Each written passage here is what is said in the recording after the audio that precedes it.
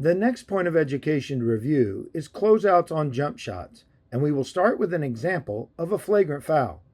The highlighted defensive player, Taurean Prince, was assessed a flagrant foul penalty 1 for his reckless closeout on the shot attempt by the offensive player, Isaiah Joe. The replays show that Prince did not provide space for Joe to safely return to the floor. As the closeout was reckless and there is a clear potential for injury, this was correctly ruled a flagrant foul penalty 1. Now let's review an example of illegal contact on a closeout by a defensive player that does not rise to the level of a flagrant foul.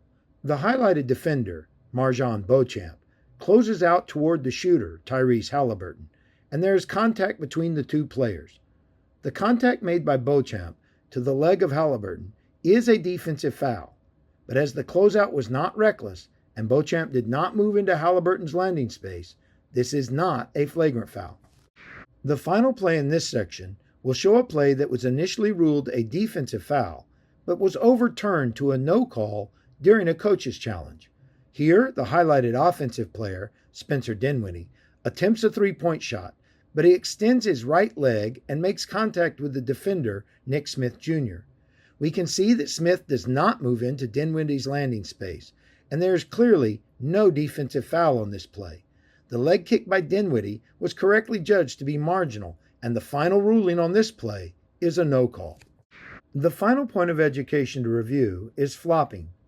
On this first example, the highlighted offensive player, Dillon Brooks, falls to the floor in an exaggerated and theatrical manner following minimal contact with his opponent, Terrence Shannon Jr. As Brooks' reaction was inconsistent with the nature of the contact on the play, a flopping violation was correctly called and a non-unsportsmanlike technical foul was assessed. Watch the contact on this next play closely. The highlighted defensive player, Keon Ellis, reacts to marginal contact with the screener, Alex Sarr, by falling to the floor in a theatrical manner and sliding an exaggerated distance. A flopping violation was correctly called here, and a non-unsportsmanlike technical foul was assessed. The next play in this section will show a flopping violation that was assessed post-game, but one that should have been called during the game.